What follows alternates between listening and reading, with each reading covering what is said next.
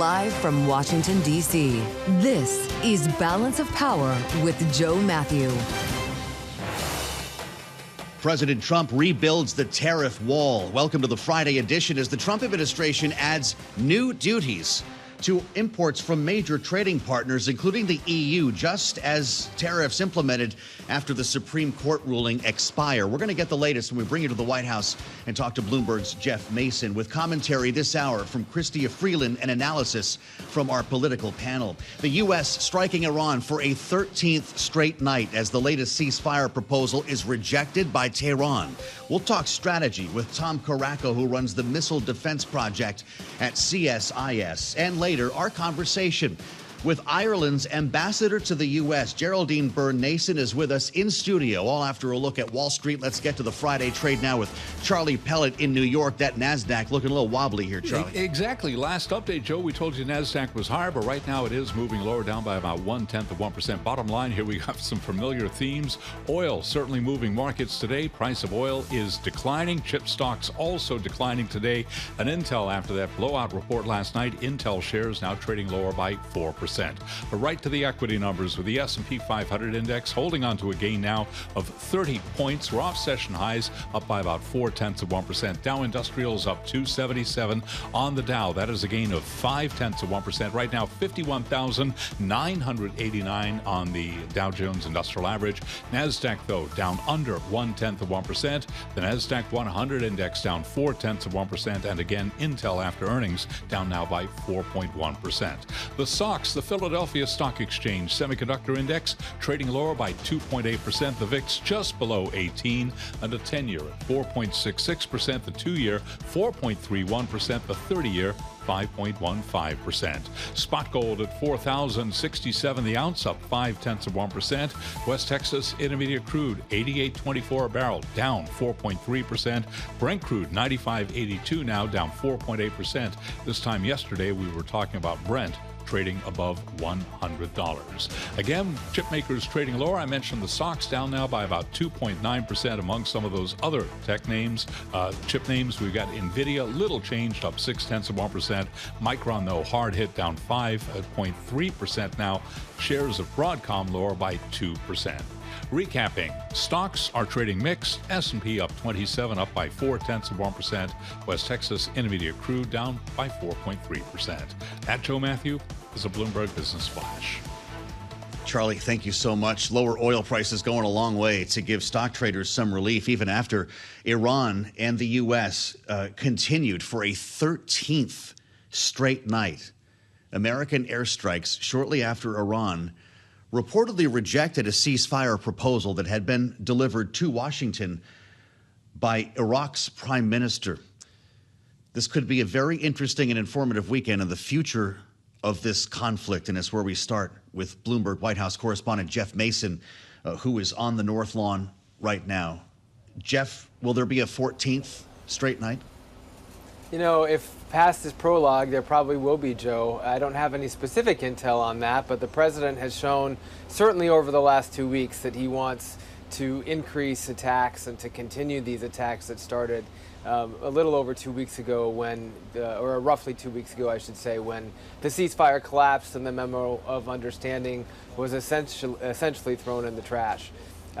Not a great spot right now between those two countries, but there are seemingly some efforts by outside mediators to try to get them back to the table. Our friends at Reuters reporting earlier that Pakistan was pursuing another option or way to get the two sides back at the table, and that has helped the markets a little bit. I think markets generally are just looking for any signs of hope that this conflict is not going to continue to escalate and continue to escalate.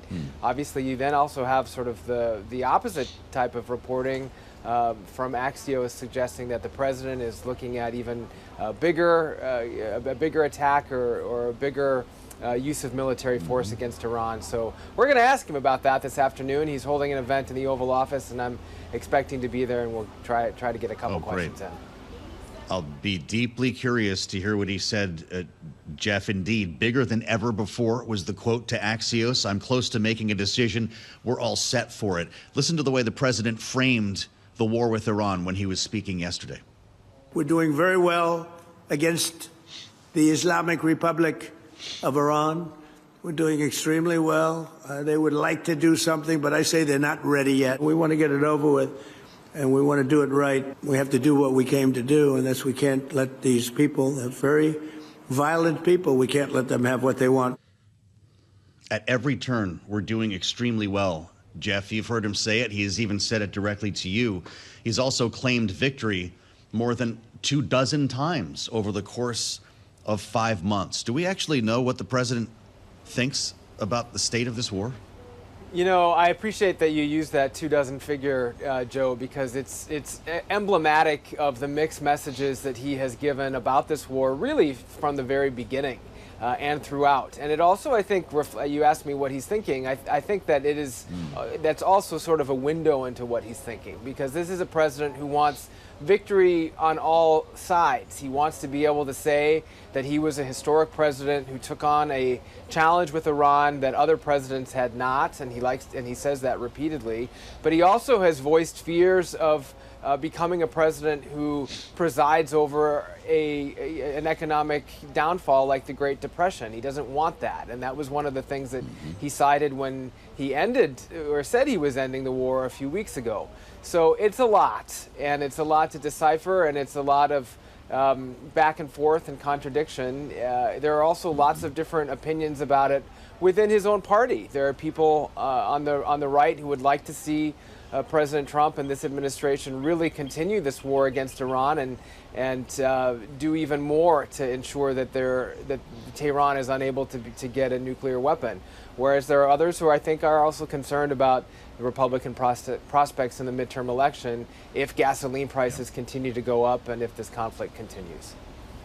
Let's talk tariffs, Jeff Mason. We've got a new round here replacing those that are expiring, those temporary tariffs following the Supreme Court ruling. Everyone's becoming an expert on this stuff. This is Section 301, a 431-page filing in the Federal Register, and it's aimed at, well, tariffs between 10 and 12.5%, aimed in many cases at our trading partners, our allies, including the EU. Jeff, this is on the grounds of forced labor. What do we know about it? Yeah, including the EU is right. That and you're throwing out 301 in the same way that lots of people are throwing out 301, which used to mean nothing, I think, to many people, but it means a lot in the trade world. Spot on with that figure there. It is the workaround that the administration is using to continue tariffs against basically a good chunk of the rest of the world, including very close U.S. allies. As far as that particular reasoning that you mentioned in terms of forced labor, that's the crux that they have hinged this on or attached this to. I am curious to see more of the details about where they are seeing forced labor in these supply chains. Certainly from a bloc like the European Union, which is also pretty sensitive to those things. I would think that they'd have to have something to show for it. Jeff, right while you were speaking, the president just posted, I think he's watching this again. We're running headlines across the terminal right now. I want you to hear this. They're starting a 301 probe into the practice of the European Union, he says, robbing U.S. firms. The European Union, he says, is at it again, taking direct aim at great American companies after having fined Apple for no reason at all, $15 billion, Meta, $3 billion, Amazon, $2.5 billion, and many others. We have just been informed that Google has been fined another $1 billion without explanation. I read down here, it's a very long post. He says the U.S. is on a piggy bank for Europe, and a 301 investigation will be immediately initiated into the practice of robbing American companies and, in turn, the American taxpayer. Jeff, he says the EU will pay a very big price for this illegal and highly unethical conduct. This sounds like a lot more than forced labor. Yes, it does. And let's unpack a little bit of that without even having seen the post. And thanks for reading it out loud, Joe. One thing I can tell you as a former EU correspondent is that the European Union, and particularly the European Commission, which is the EU's executive based in Brussels, has broad authority over antitrust. And their antitrust department, or the part of the commission that does antitrust, is the one, or is the part of the commission that is taking on some of these big U.S. technology companies.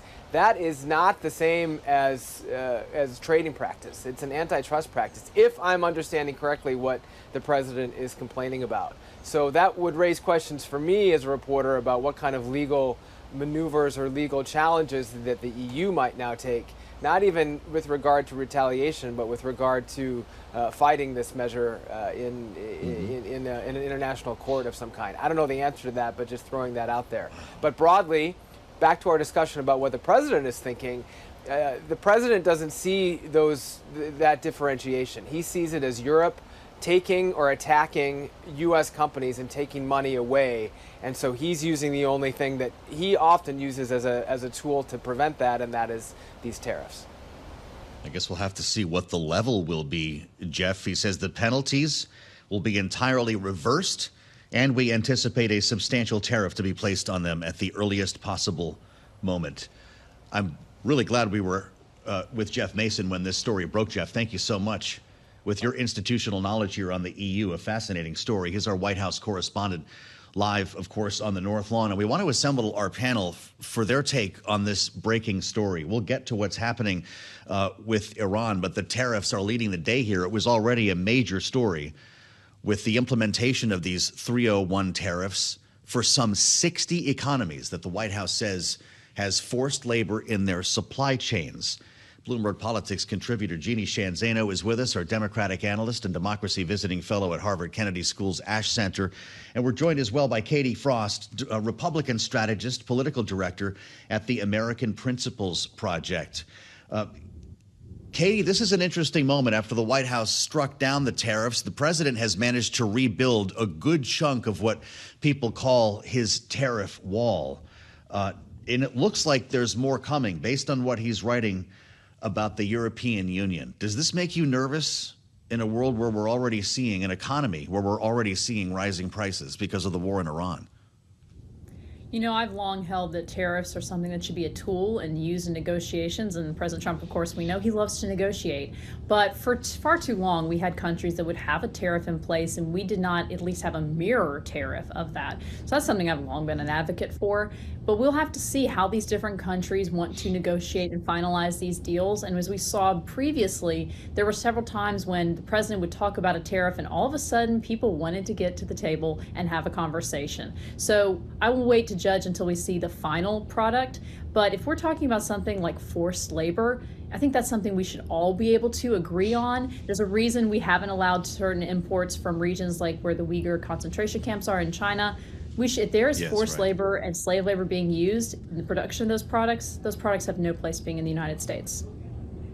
Well, and apparently they have no place in the EU, according to the administration, Jeanne, and the EU is taking some issue with the forced labor allegations. Weigh in on that as you see fit. The EU is going to be getting more, it sounds like, based on these penalties to, as he mentioned, Google, Apple, Meta, and more.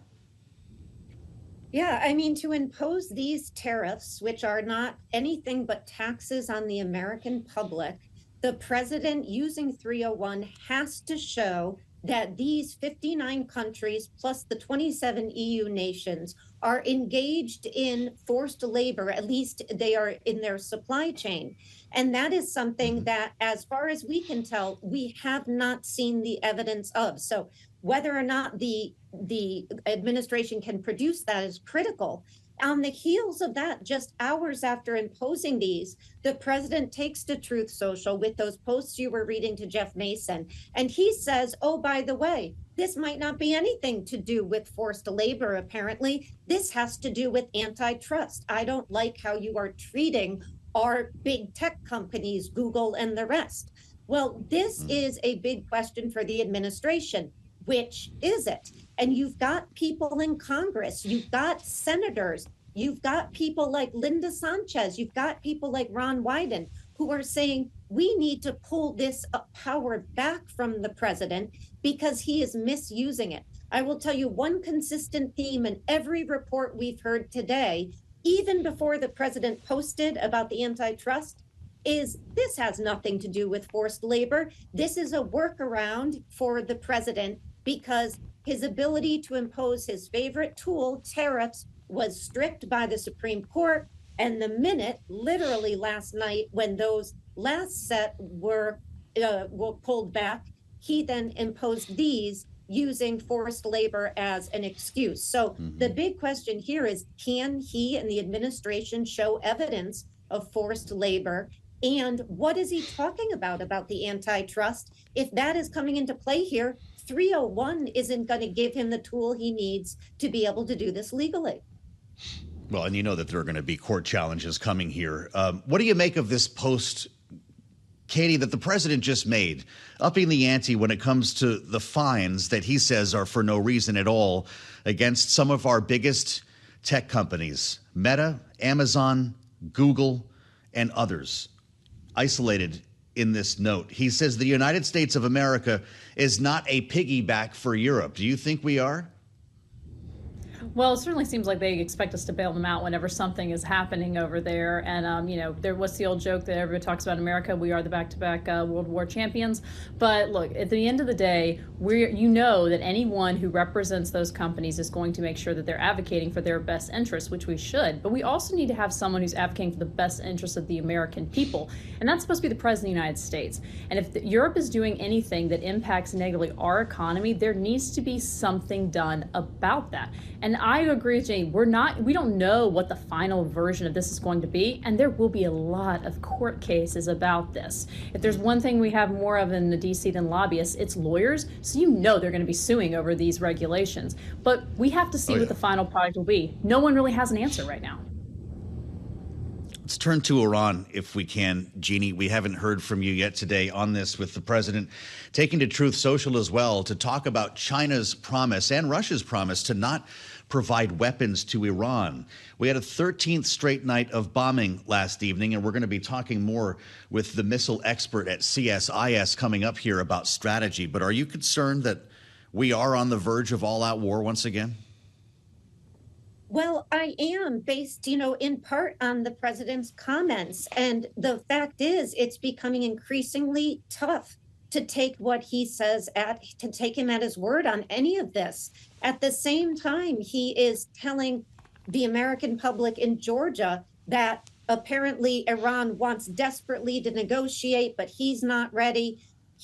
Then we get reporting out of the New York Times, which says that he sent, and I think he should be doing this, an attempt to negotiate a deal with them that they rejected. So which is it? We've got to be able to trust the president and the administration, not to mention, Joe, reports that they pulled down the number of casualties that were posted from 18 to 14, saying the 4 men and women who returned to Dover Air Force Base the other day did not die during the war because this came after the MOU. That is an astonishing thing to do. And hopefully, I haven't checked in the last few minutes, has been rectified.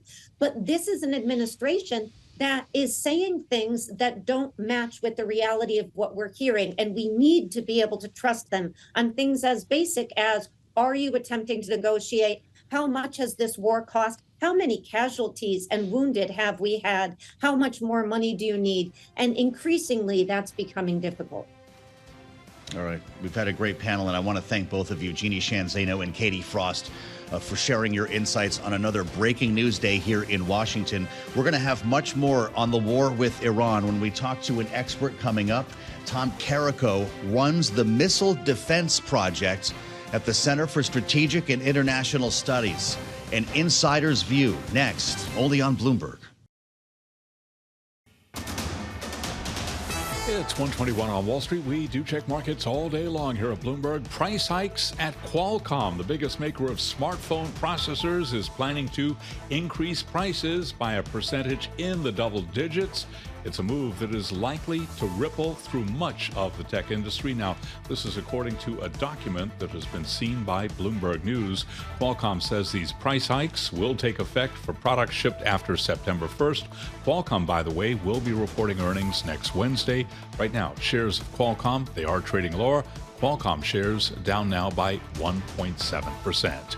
The Dow and the S&P are higher. Techs are tumbling. We've got NASDAQ down 0.1%. The NASDAQ 100 index down 0.5%. This as Intel slumps after earnings by 4.1%. The S&P at 74.36, up 28. That is a gain of 0.4%. Dow Industrials up 277, up 0.5. NASDAQ down 27. For NASDAQ, a drop now of 0.1%. The Bloomberg Mag 7 index is pushing higher ahead of key earnings next week. Right now, that index up by 0.3%. But the SOX slumping, semiconductors selling off. The SOX, the Philadelphia Stock Exchange Semiconductor Index, down now by 2.2%. The 10-year 4.67%, with the 2-year 4.32%. The 30-year 5.15%. Spot gold 4,066 the ounce, up 0.4%. A retreat for crude, major story today, certainly giving a boost to many stocks. WTI 88.79 a barrel, down 3.7%. Brent crude 96.23, down by 4.4%. Peter Lake, the senior director of power at the White House's National Energy Dominance Council, will be leaving the administration at the end of July. Recapping, S&P up 25, up by 0.4%. WTI crude 88.82 a barrel, down by 3.7%. That, Joe Mathieu, is a Bloomberg Business Flash. Okay, Charlie, many thanks, sir. Charlie Pellet will be back in about 20 minutes with more on the Friday trade here as we follow through this trading week. We're live in Washington on Balance of Power. I'm Joe Mathieu. Kaylee Lyons is off today, and we do have breaking news on a story that we touched earlier in the program. The competition among states to become first in line for the Democratic primary process when we get together to choose another president. As we mentioned to you, Nevada and South Carolina were considered contenders to be first in line, and the Associated Press now reports that South Carolina was in fact selected to lead off the Democratic Party's 2028 presidential nominating schedule. This is the DNC Rules and Bylaws Committee holding up at the Salamander Hotel here in Washington, D.C., and they've been at it making arguments for a couple of days. And according to some, it's been a knockdown, drag-out fight. The decision will need to be approved by the full DNC, to be clear, which is scheduled to meet in August. And now you can brace for the reaction that will come from many states, beginning with Iowa and New Hampshire, who will be very much looking to maintain their first-in-line order. Of course, Iowa kicks things off, or has historically, with the presidential caucuses. New Hampshire, the first in the nation primary state, which has a state law on the books that says it must go first. And so it will likely jump the line if history is any guide here, and could in fact be penalized again. The state was stripped of its delegates in the last cycle, which is why there was a write-in campaign for Joe Biden. We're back to the situation in Iran, as promised, with a 13th straight night of attacks after Iran reportedly rejected a ceasefire offer that was delivered on behalf of Washington by the Iraqi prime minister. And based on what we have been seeing, with Iran continuing to attack vessels in the Strait of Hormuz and even employing the Houthis to do the same in the Red Sea, Wall Street Journal reports that Iran has proven it retains a significant missile and drone arsenal that it continues to use and threaten American forces, even as the president has claimed to have totally destroyed Iran's military. It's where we start our conversation with Tom Karako, a real expert, as we try to understand what exactly the capabilities are that Iran still retains. He's the director of the Missile Defense Project and senior fellow in the Defense and Security Department at the Center for Strategic and International Studies, CSIS, right here in Washington. Tom, welcome back to Bloomberg TV and radio. Is it possible to answer that question? Do we know how many missiles Iran has left? Well, the president about a month ago said that Iran had about 21% of its missile force still intact, and he added that's still quite a lot, unfortunately. I mean, I think just the fact that, yes, we've been bombing them the last 13 days, but they keep managing to get missiles off. And it's the fact that the missiles are getting off the ground in the first place just speaks to the fact that we've not sufficiently degraded either the missiles themselves or their launch infrastructure. It's a reminder that the whole desire to do things left of launch before the missiles are launched, while highly desirable, is also very hard. Scud hunting is hard, and Iran has built an infrastructure, learning from the North Koreans and other folks, and watching the way in which the United States conducts strikes over the last several decades, that have been able to ride out these attacks, unfortunately, more than we would have liked. Remarkably well, Tom, as I read in the story here, and I should note that you were quoted in it, the strike on the airbase Friday that killed 3 Americans was carried out by, they say, likely Tehran's most effective missiles, including the Kibar Sheehan medium-range system, that and others housed in vast underground facilities that the U.S. and Israel spent weeks pounding in March and April. Since then, Iran has dug them out and resumed firing from those same bases. Are we not able to destroy them? Look, it's likely a circuitous maze of missile launch points. Iran has actually put video of some of these underground missile cities or these underground tunnels online over the years, and it's a pretty clever concept. You basically got a road that you drive around, and then you have little holes that in the surface that pop up, and so it's designed to be resilient. It's designed to be able to move things around and have the aspect of deception in terms of making it harder to figure out where an individual missile is at any given time. So it's when you bury things underground, you have the benefit of a passive defense to make it harder to be struck. Interesting. These are, I presume, the sites that we're going back to hit now for a second or third time. When you hear the president talk about additional targets, how many of them have already been hit? I don't know the number offhand, but I think what you're pointing to in part is the challenge of doing everything from the air. This is a lesson that unfortunately we have to remind ourselves of or relearn, it seems like every decade or so, that the desire, American air power is exquisite, to be sure, but it is very hard to be able to do everything from the air, from a standoff capability. The land domain, we talk about multi-domain operations, but land domain is the domain on which most human beings spend most of their time. And that's where politics happens. That's where stuff exists. And so it's difficult from a military perspective to be able to, no kidding, accomplish all of your objectives without being there, without sending in forces. And so that's not something we want to do, but that's just the challenge. Well, I guess I'm winding up to a question about whether Iran is simply digging out these missiles because they were very carefully stored underground, or if they're maybe getting new ones. And the president posted on Truth Social today, I'd love your thoughts on this. Referring to President Xi, he said, told me he would not under any circumstances give or sell weapons to Iran. That statement included Chinese companies, he says. He says, likewise, President Putin told me he would not sell weapons to Iran, and he understands that I do not sell weapons to Ukraine, but to NATO countries. What's the point of this? Does the president believe that China or Russia may be providing weapons? Well, the quote would seem to suggest that he'd like to believe they weren't. I think the good money, the good bet is that, of course, they are. And why would they be doing that? Because it's too great a temptation not to, frankly. Yes, admittedly, through NATO, the United States has, of course, been providing weapons, but also targeting information to the Ukrainians to resist the Russian invaders. So in addition to the likely prospect of stuff going into Iran, there's been a number of news reports on that front. There's also the reports that maybe the Chinese or the Russians are assisting with targeting information. So the United States bases in Qatar and Bahrain, and yes, in Jordan, where the service members were just killed. It's hard not to think that targeting information could be helping the Iranians out a lot. And there again, it's probably just too great a temptation for the Russians and the Chinese not to be assisting. Wow, that's really important, Tom. I'm looking at the defense contractors today.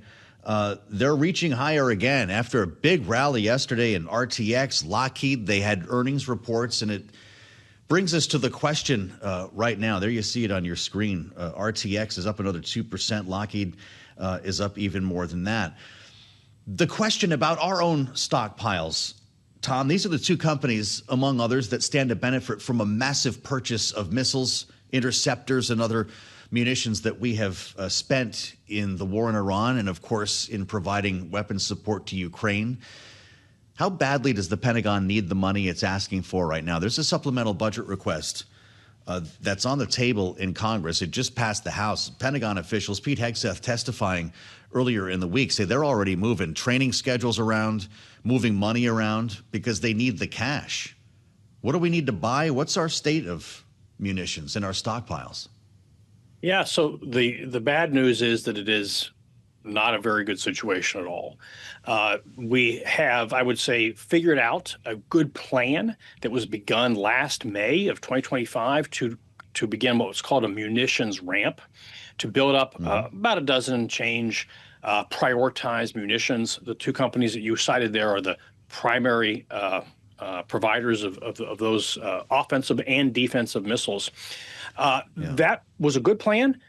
There were announcements, heads of agreement, agreements to agree that were announced in December and then in January and February of this year.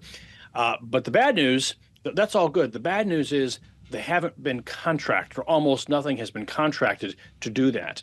In January, when Congress passed the 2026 appropriations, they said that they were $28.8 billion short of the Pentagon's request just for munitions. That was before Epic Fury.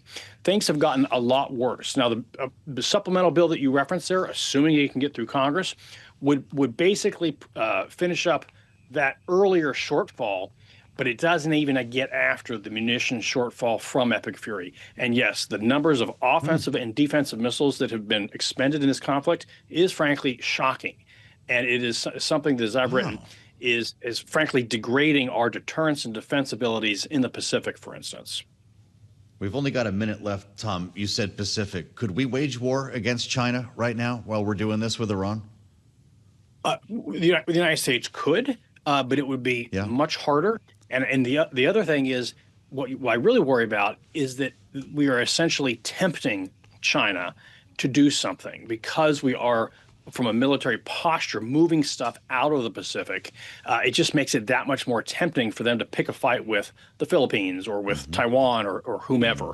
And so that's what I really worry about, is that the folks in Beijing are sitting there clicking away on a hand clicker for every Patriot missile that we fire and every Tomahawk missile that we fire. And they're doing a lot of clicking, and it's not a good situation. They're counting the bullets as we fire them. Tom, you're great, and I appreciate your analysis very much. With great work at the Missile Defense Project at CSIS, Tom Karako. Ireland's ambassador to the U.S. is on the way in next here on Bloomberg. It's 1:40 on Wall Street. We do check markets all day long here at Bloomberg. Oil is declining, and the Dow and the S&P are higher. NASDAQ bouncing around. Right now we've got NASDAQ down 18. Just a minute ago we had NASDAQ higher, but down 18 now, drop of under 0.1%. S&P up 29, gain there of 0.4% with the Dow up 281 points now. Dow Industrials up by about 0.5%. Weakness in tech names today. The NASDAQ 100 index is down 0.5%. The SOX, the Philadelphia Stock Exchange Semiconductor Index, down 2.8%. Intel after earnings moving lower by 4.4%. The VIX right at 18. The 10-year 4.67%. The 2-year 4.32%, and the 30-year 5.16%. Gold at $4,068 the ounce. Spot gold up $19 the ounce, up by about 0.5%. West Texas Intermediate crude now at $89.07 a barrel, down 3.4%. Brent 96.46 barrel of Brent, down 4.2%.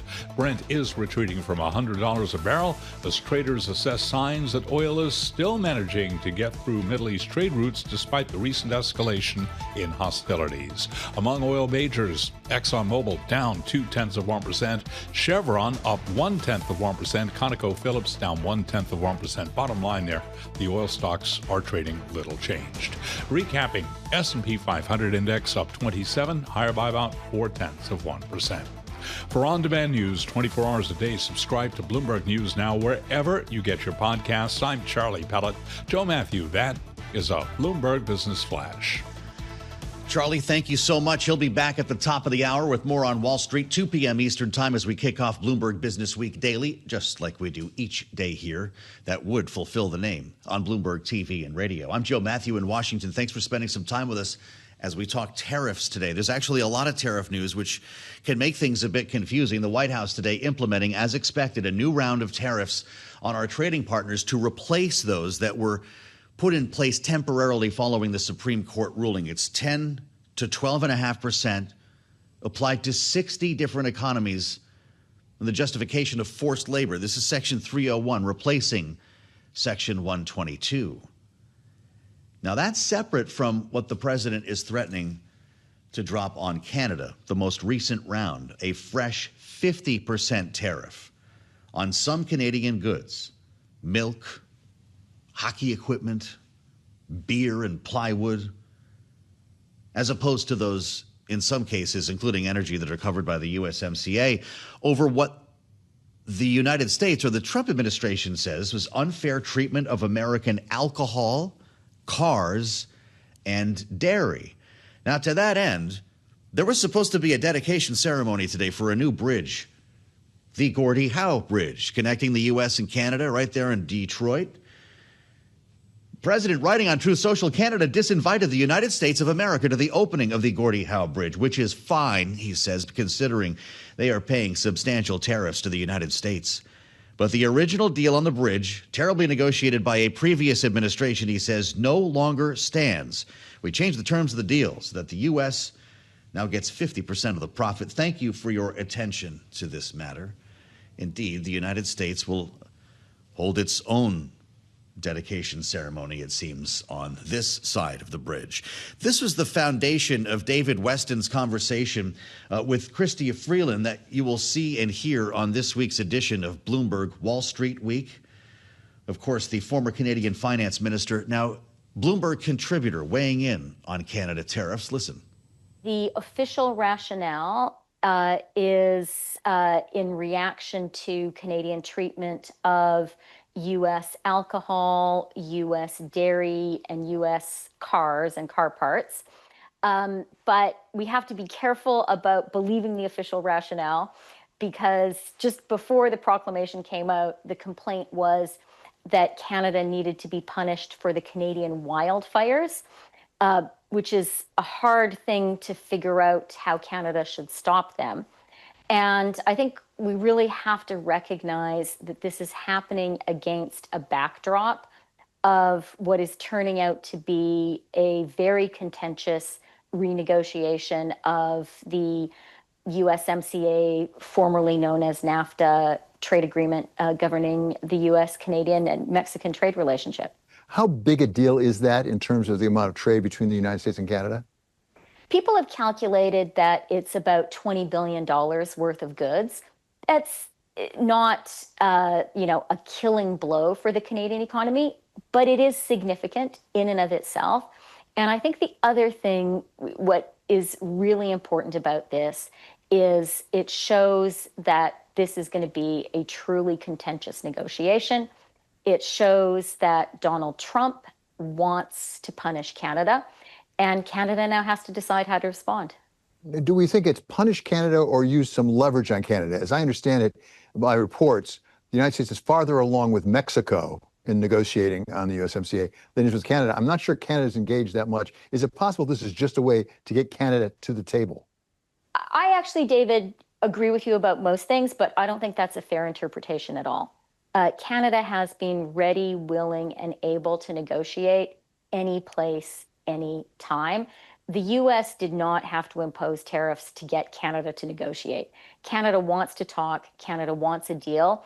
In fact, Canada has made a number of concessions, sort of bargaining against itself in advance, I guess, to show willingness to negotiate. Canada last year dropped the digital services tax. Canada has dropped most of its retaliation against the illegal and unjustified U.S. 232 tariffs. So there you have it. We're all becoming experts on this. And of course, Chrystia Freeland already was. And you can catch the full conversation with David Weston. Bloomberg Wall Street Week starts 6 p.m.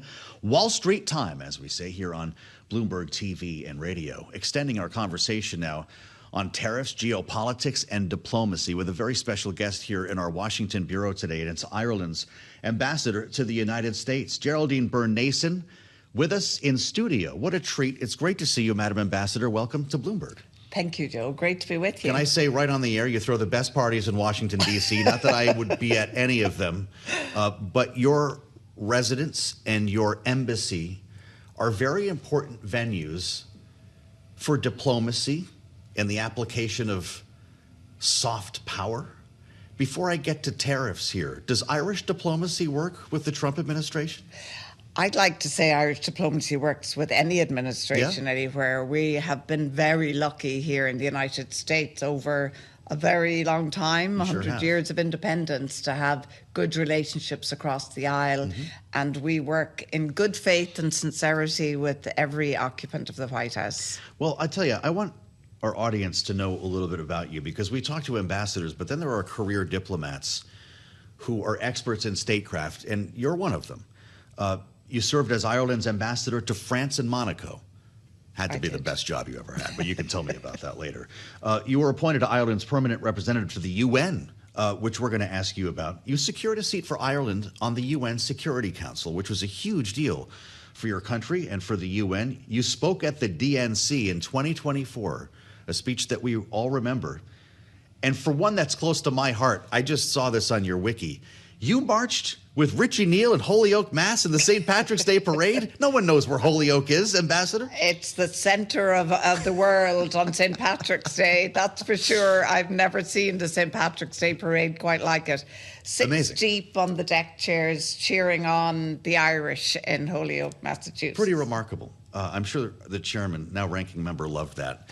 With everything that I just said here, you have been around the horn when it comes to diplomacy. How do you manage a cycle of tariffs that the president is announcing today? Does this strain the relationship? Look, this is a challenging period for us internationally, but particularly economically. And no secret, Ireland, the European Union, doesn't think tariffs in general are a good idea. I just saw the latest news on tariffs as I arrived here to speak with you, Joe. Overnight, the administration had made an announcement around a 10% global tariff. And frankly, we in Europe welcomed that as good news. Really? That was positive. Last year, the President Trump and President von der Leyen of the European Commission agreed an EU-US trade framework. And that set tariffs at a ceiling of 15%. So last night, when I saw the 10% announcement, I thought that was good news. The EU would be below the ceiling of 15% tariffs. We know it may not be the end of the story, but it was positively received. Just now, there has been an announcement that links tariffs with a fine or a series of fines that have been applied in terms of the European digital markets. And that changes the conversation. It's disappointing. Well, I'm going to ask you about that in a moment, because that broke since we came to air and since you've been in our bureau. So I want to be fair as we read through this. This Section 301 tariff that was implemented this morning is based on forced labor. Via forced labor in the supply chain. Does the EU have something to worry about there, or how do you respond to that? No, look, I mean, frankly, the rubric under which the decision was made, we would take issue with. However, as I've said several times in any contacts I've had with US business, and I reflect Irish and European interest here, we want a stable, secure, predictable trade relationship with the United States. The EU and the US trade over $4 billion a day. There are 4 million jobs that go with this relationship. 30% of global trade is between the EU and the US. This is in all our interest to stabilize it. So having that trade agreement and that framework makes good sense to us. The 301 was an instrument that I think this administration had to choose since the court threw out the last instrument. We're not recognising that it has any implications for EU policy, but the actual framework in terms of the tariff level, as I said, was broadly positively received last night. He writes on Truth Social, the European Union is at it again. And it's important, we should note, by the way, that this is an important time for Ireland as you currently hold the rotating presidency of the Council of the European Union. He's essentially accusing the EU of theft, robbing American companies. And to your point, it refers to the fines on Apple, Meta, Google, and Amazon, and others. He's announcing a 301 investigation into what he says the practice of robbing American companies and in turn the American taxpayer. How would you respond to him, and what do you expect this investigation to uncover? Well, look, as you said, it's just breaking news, yes. So I won't have a definitive response. It's disappointing given the overnight news. Yeah. What I will say is what I think the president is referring to there is the announcement this week about a fine on Google for market practice under what's called the Digital Services Act. Yeah. That's an act that is essentially about avoiding market abuse, protecting small and medium-sized companies or startups in a market where you have huge actors who may take advantage of scale. The other companies mentioned have previously been found by independent investigations, European courts, to have abrogated the rules in the digital European market. This isn't extraterritorial. This applies only to companies who come in and operate in Europe. They do that because it's profitable for them and because it's good for US business and for US taxpayers. You know, we do not discriminate. I think you will have seen last week there was a fine against AliExpress, a Chinese operator. European companies have been fined. It happens to be US companies that the president is referring to. Yes. It's non-discriminatory. The European Commission, Ireland, of course, has its faith and trust in the work it does in terms of managing the market. So we have no qualms, and we will hopefully get to a dialogue and to discuss exactly what the president means by this.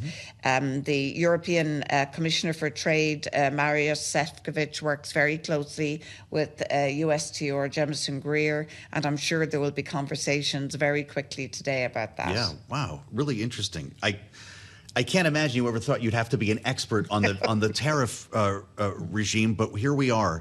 Could you work out a trade deal in our remaining moment with the United States at the Irish Open? This is going to happen at his golf club, right? I'd have a good run at it, I have to say. Yes, the president's Doonbeg, beautiful golf course. Will you invite him for host the.